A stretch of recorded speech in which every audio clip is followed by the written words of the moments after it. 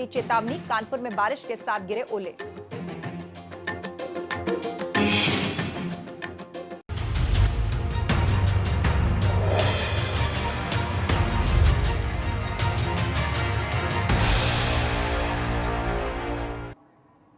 स्वागत है आपका, एबीपी गंगा देख रहे हैं आप। मैं हूं आपके साथ आस्था कौशिक। मुजफ्फरनगर में गन्ना मिल में गन्ना तोल को लेकर किसानों के बीच जबरदस्त भिड़ंत हुई। इसका वीडियो भी सोशल मीडिया पर वायरल हो रहा है। यहां के आईपीएल शुगर मिल में जल्दी गन्ना डालने को लेकर यह भिड़ंत हुई। आप तस्वीरें देखिए, लोग एक दूसरे को ट्रैक्टर से टक्कर मारते दिख रहे हैं, जिसके चलते किसान आपस में भिड़ गए। इस दौरान दोनों गुटों के किसान ट्रैक्टर से आपस में टक्कर भी मारने लगे। मामला थाना तितावी क्षेत्र के शुगर मिल का, और ये झगड़ा शुरू हुआ गन्ना तोलने को लेकर कि पहले किसके गन्ने तोले जाएं। ट्रैक्टर गन्नों से लदे हुए हैं और एक दूसरे को टक्कर मारकर किस तरह इस भिड़ंत को अंजाम दे रहे हैं आप तस्वीरों में देखिए। कोई भी बड़ा हादसा हो सकता है, किसी का भी एक्सीडेंट हो सकता है। वहां भीड़ खड़ी है, मोबाइल फोन से वीडियो बनाए जा रहे हैं। दोनों गुटों में जमकर मारपीट हुई है। ट्रैक्टर से एक दूसरे का एक्सीडेंट करने पर उतारू है दोनों पक्ष।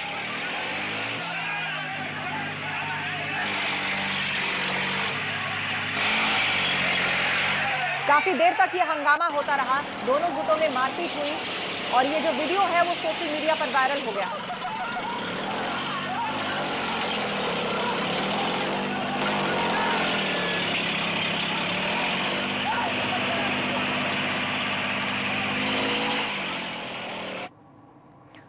उधर यूपी के बिजनौर में दो बच्चों की मामूली लड़ाई ने खूनी संघर्ष का रूप ले लिया। मामला बेगवाला इलाके का है। बताया जा रहा है कि 2 दिन पहले खेत में चारे के लिए इलाके में रहने वाले दो बच्चों के बीच विवाद हो गया था।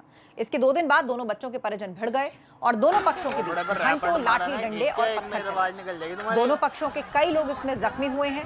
इस खूनी संघर्ष का वीडियो जिले भर में सोशल मीडिया पर वायरल हो रहा है।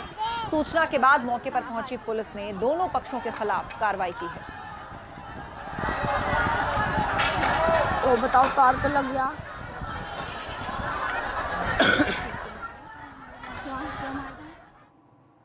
रायबरेली में अपराध का ग्राफ थमने का नाम नहीं ले रहा। लगातार छिनैती और हत्या जैसी वारदातों का ग्राफ बढ़ता जा रहा है। पुलिस निरंकुश होकर मनमाना काम करने में व्यस्त है। ऊंचाहार पुलिस का भी एक ऐसा ही कारनामा सामने आया, जहां जमीनी विवाद में खूब लाठियां चली और लोगों ने आरोप लगाया कि पीड़ित पक्ष को न्याय दिलाने के बजाय उसको ही लॉकअप में डाल दिया गया।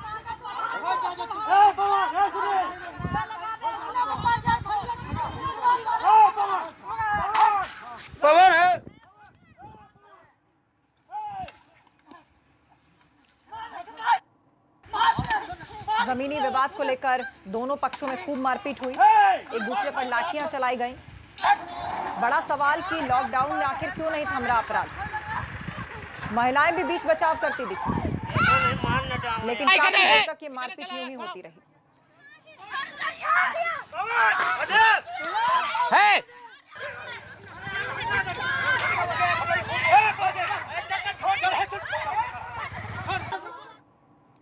उधर सहारनपुर में मकान निर्माण को लेकर दो पक्षों में खूनी संघर्ष हो गया। दोनों पक्षों के बीच चले लाठी डंडों में 5 लोग घायल हो गए। मामला पितरो थाना क्षेत्र के माधोपुर गांव का है, जहां दो पक्षों में एक मकान निर्माण को लेकर विवाद इतना बढ़ गया कि दोनों पक्षों में जमकर लाठी डंडे चले, जिसका वीडियो भी वायरल हो रहा है।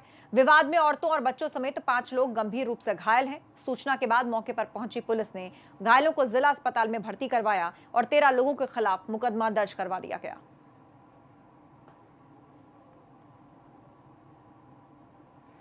पांच लोग इस झड़प में घायल बताए जा रहे हैं। मकान निर्माण को लेकर दोनों गुटों में यह मारपीट हुई। महिला पुरुष सभी ने एक दूसरे पर डंडे चलाए। काफी देर तक ये लड़ाई झगड़ा यूं ही चलता रहा। 5 लोगों को उसमें चोटें आई हैं और गंभीर रूप से घायल हुए हैं वो लोग। और अब आपको बरेली से आई गुंडाई की तस्वीरें दिखाते हैं, जहां साक्षी के पति अजितेश और उसके साथी की गुंडाई देखने को मिली है। बीच सड़क पर दवा व्यापारी के बेटे के साथ मारपीट की गई और अब सोशल मीडिया पर अजितेश की गुंडाई का ये वीडियो वायरल हो रहा है। इतना ही नहीं, बताया जा रहा है कि शराब के नशे में अजितेश ने थाने के अंदर भी हंगामा किया, पुलिस वालों के साथ बदसलूकी की और अब प्रेमनगर थाने में दोनों के खिलाफ केस दर्ज हो गया। बता दें कि बरेली में भाजपा विधायक पप्पू भाटौल की बेटी से शादी करके अजितेश सुर्खियों में आया था। आप तो सुन रहे हो ये सब गाली गलौज। सुनो आप ये सब गाली गलौज सुनो। पहले मैंने तुमसे अपना बड़ा भाई माना, मैंने कोई गाली गलौज नहीं करी।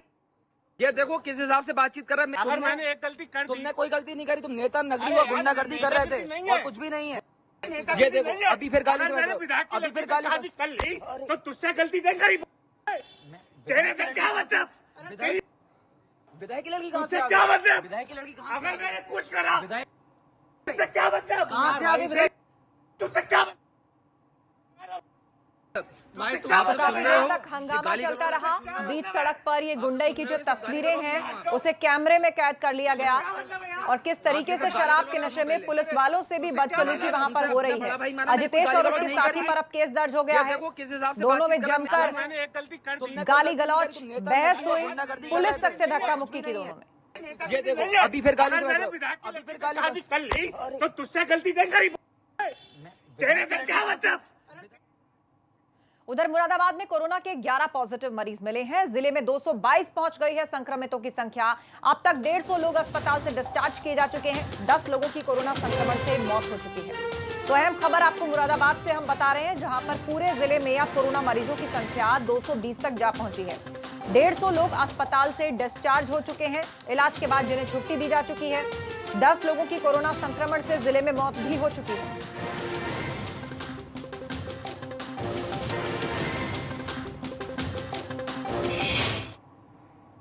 उधर देवरिया में एक वीडियो वायरल हो रहा है जिसमें जिले के एक थाने में तैनात पुलिसकर्मी पर रिश्वत लेने का आरोप है। मामले में संज्ञान लेते हुए एसपी ने वीडियो की जांच करवाई तो वीडियो तरकुलवा थाने में तैनात एक पुलिसकर्मी का बताया जा रहा है।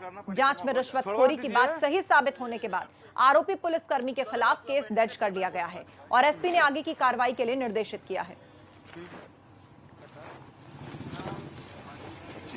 तू चल जाना आओ तो पकड़ ना हम रोडवा फिर तो थका था। फोन करना पहले कमा हो जा। छोड़वा दीजिए। तू चले जा, तू अब देख ले मैं बैठवा दी भाई। तो आरोपी पुलिसकर्मी के खिलाफ केस दर्ज कर लिया गया है। रिश्वत लेते हुए एक वीडियो वायरल हुआ पुलिसकर्मी का, जिसके बाद जांच हुई और मामला सही पाया गया और अब केस दर्ज हो चुका है इस पुलिसकर्मी पर। चले जा, तू अब तो ये वो वीडियो है जहां पर रिश्वत लेते हुए पुलिसकर्मी नजर आया। इस वीडियो की जांच की गई जिसमें ये सत्य पाया गया और अब कार्रवाई हुई है। एसपी ने जांच करवाई थी पूरे मामले की फोन करना पहले कमा हो जा। और उसमें ये खबर सही साबित हुई, जिसके चलते अब पुलिस वाले के खिलाफ केस दर्ज कर लिया गया है। मैं बैठवा दी भाई।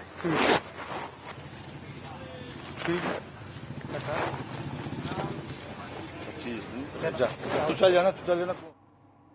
उधर गाजीपुर के बिरनो थाने में तैनात एक दरोगा का ऑडियो जनपद में तेजी से वायरल हो रहा है। ऑडियो में दरोगा मकान की पैमाइश के एवज में 10,000 रिश्वत की मांग कर रहा है। फिलहाल वीडियो वायरल होने के बाद एसपी ने बिरनो थाने में तैनात रिश्वतखोर दरोगा हंसराज मिश्रा को निलंबित कर दिया है।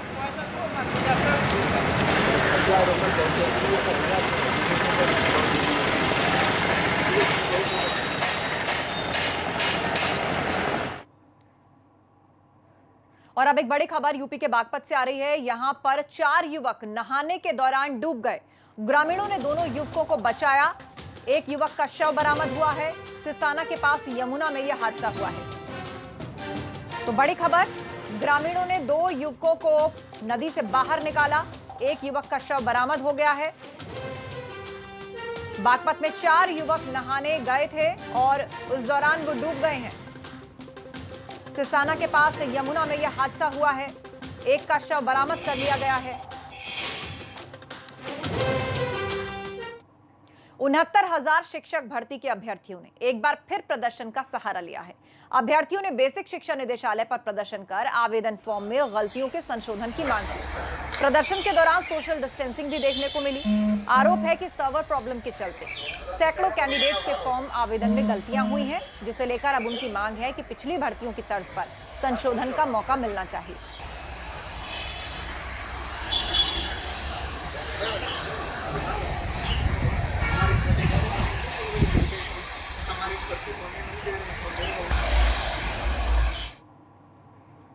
कानपुर में सोशल डिस्टेंसिंग का पालन करवाने भले ही नियम कानून भूल जाएं, लेकिन डीएम और सीडीओ के सामने ही जमकर सोशल डिस्टेंसिंग की धज्जियां उड़ाई गईं, जिसकी तस्वीरें हमारे सामने आई हैं।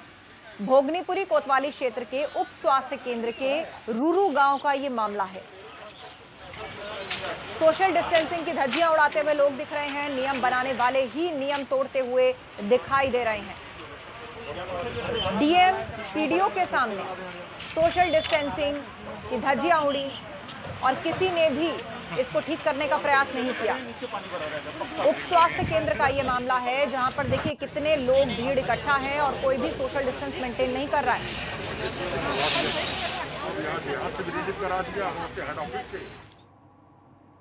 अगली खबर गोंडा से है, जहां बीती रात थाना इटिया थोक क्षेत्र के मध्यनगर गांव के पास खेत में तेंदुए का शव दिखने से इलाके में हड़कंप मच गया।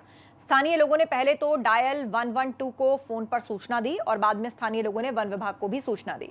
बाद में सूचना मिलते ही वन विभाग की टीम मौके पर पहुंचकर तेंदुए के शावक को कड़ी मशक्कत के बाद रेस्क्यू कर पिंजरे में कैद कर लिया।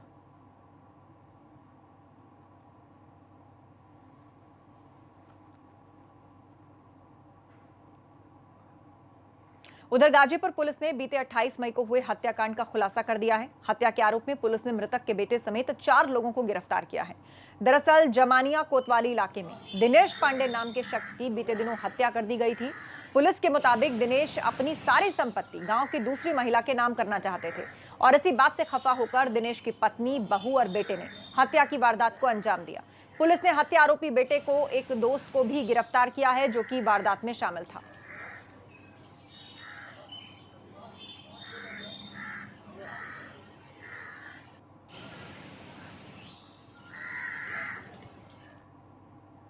बहराइच के कैसरगंज इलाके में 6 दिनों से लापता महिला का नदी किनारे शव मिलने से हड़कंप मच गया।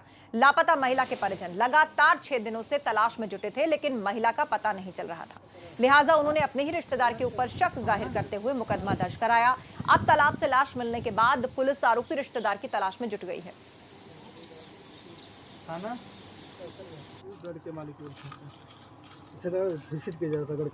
यहाँ भी तो यहाँ भी ब्लड का सैंपल हमको लगा था गाड़ी यहाँ पहले रखा। भारत पर मंडरा रहे टिड्डी दल का खतरा अगले 2-3 महीने तक रह सकता है। साथ ही भारत ने ईरान और पाकिस्तान से भी टिड्डियों पर नियंत्रण के लिए कदम उठाए जाने को कहा है। टिड्डियों पर नियंत्रण को लेकर कृषि मंत्री नरेंद्र सिंह तोमर से हमारे संवाददाता ने खास बातचीत की। देश के कई राज्य इस वक्त टिड्डियों के हमले से परेशान हैं। हमारे साथ हैं केंद्रीय कृषि मंत्री नरेंद्र सिंह तोमर। तोमर सर, क्या स्थिति है अभी?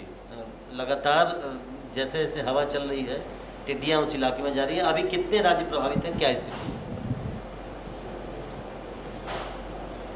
टिड्डी भी एक प्राकृतिक प्रकोप है। एक लंबे कालखंड के बाद पिछले वर्ष टिड्डी का प्रकोप हुआ था राजस्थान और गुजरात के कुछ जिलों में। केंद्र सरकार और राज्य सरकार के दोनों ने अमले ने मिलकर बहुत अच्छा काम किया और जिस प्रकार की रणनीति अपनाई उस रणनीति की प्रशंसा यूएन ने भी उस समय की थी और ये संभावना थी कि इस बार पिछले बार से लगभग 2.5-3 गुना यह प्रकोप होगा और इसलिए कृषि मंत्रालय भारत सरकार ने इसके लिए हाई लेवल मीटिंग भी की। अपनी क्षमताओं को बढ़ाने के लिए जो कार्रवाई किया जाना था वो भी किया। राज्यों पिछले साल उतना अलर्ट नहीं थे, इस बार राज्यों के सारे अमला जो जिला प्रशासन है और कृषि विभाग का अमला है, पंचायती राज संस्थाओं का अमला है, इन सब लोगों के साथ मिलकर काफ़ी दिन से ये एक्सरसाइज चल रही है कि जब ये परिस्थिति आए तो हम इससे ठीक प्रकार से निपटें और राज्य भी पूरी तरह जागरूक हैं। राजस्थान, गुजरात, उत्तर प्रदेश, मध्य प्रदेश, इन सभी राज्यों में पूरा अमला जागृत अवस्था में है। इस टिड्डी के हमले पर इसको मारने के लिए 2 प्रकार के प्रयोग होते हैं। एक केमिकल ऐसा है जिसको राज्य सरकारें भी उपयोग कर सकती हैं, वो थोड़ा कम हानिकारक है और इसलिए उसको अनेक स्थानों पर ट्रैक्टर और बाकी सबसे स्प्रे किया जा सकता है। एक केमिकल ऐसा है जो बहुत कंसंट्रेट है, मानव जीवन के लिए बड़ा ख़तरनाक है, लेकिन टिड्डी को मारने के लिए वो 100% कारगर है। उसको केंद्र सरकार की टीम करती है। हमारी इस टीम में लगभग 200 लोग हैं और 50 से अधिक टीमें हैं, अपने अपने वाहनों के साथ इस पूरे परिक्षेत्र में फैली हुई है। गोंडा में टिड्डियों का आतंक फिलहाल शांत है, लेकिन किसान अपनी फसलों को बचाने के लिए अभी से ही कीटनाशक दवाओं का छिड़काव करने में जुटे हैं। किसानों का कहना है कि समय से पहले अगर फसल में कीटनाशक दवाओं का छिड़काव हो जाएगा तो टिड्डियों के आने से फसल को कोई नुकसान नहीं होगा।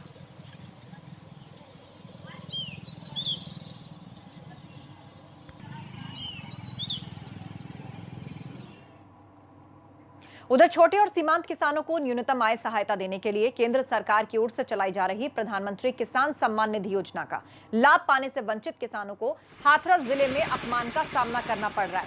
किसानों का आरोप है कि उन्हें कृषि भवन पर फटकार मिल रही है। यहां अधिकारी उनसे बुरी तरह पेश आ रहे हैं, उन्हें धक्के देकर बाहर निकाला जा रहा है। हालांकि इस पर जिले के कृषि रक्षा अधिकारी का कहना है कि योजना से वंचित किसानों को धक्का देकर भगाए जाने का मामला उनके संज्ञान में नहीं है। अच्छा, यहाँ कृषि विभाग पर आप आए हैं। सिद्धार्थनगर जिले में कोविड-19 और अन्य इमरजेंसी सुविधाओं की जमीनी हकीकत जानने के लिए प्रदेश के स्वास्थ्य मंत्री राजा जय प्रताप सिंह ने जिला चिकित्सालय का निरीक्षण किया। निरीक्षण के दौरान स्वास्थ्य मंत्री ने जिले की स्वास्थ्य सेवाओं पर संतुष्टि जाहिर की। आवश्यक दिशा निर्देश जिलाधिकारी दीपक मीणा और सीएमओ डॉक्टर सीमा राय को दिए।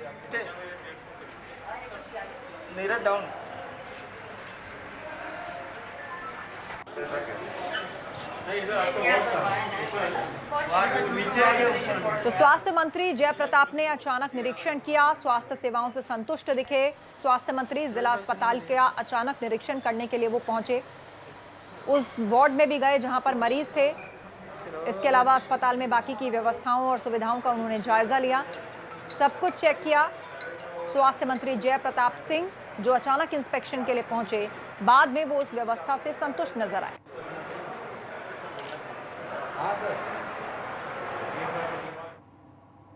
राम जन्मभूमि आंदोलन में सक्रिय भूमिका में रहे भाजपा के पूर्व सांसद डॉक्टर रामविलास दास वेदांती ने राम जन्मभूमि पर भव्य मंदिर निर्माण को लेकर केंद्र और प्रदेश सरकार सहित श्री राम जन्मभूमि तीर्थ क्षेत्र ट्रस्ट को पत्र लिखा है। पत्र में भगवान श्री राम के मंदिर को विश्व की सबसे ऊंचे मंदिर बनाए जाने की मांग की है। आपको बता दें, श्री राम जन्मभूमि तीर्थ क्षेत्र ट्रस्ट में जगह न मिलने से नाराज डॉक्टर रामविलास दास वेदांती ने ट्रस्ट के अध्यक्ष और महासचिव समेत अयोध्या राजा बिमलेंद्र मोहन मिश्र पर कई गंभीर आरोप लगाए। साथ ही राम मंदिर को छोटा बनाए जाने का षड्यंत्र और अयोध्या के संतों की सहमति न लेने का भी आरोप लगाया, जिसके बाद अब राष्ट्रपति, प्रधानमंत्री, मुख्यमंत्री, राज्यपाल सहित संघ प्रमुख ट्रस्ट के सदस्यों को भी देश के विभिन्न मंदिरों का हवाला देते हुए देश के सबसे ऊंचे मंदिर बनाए जाने की मांग की गई।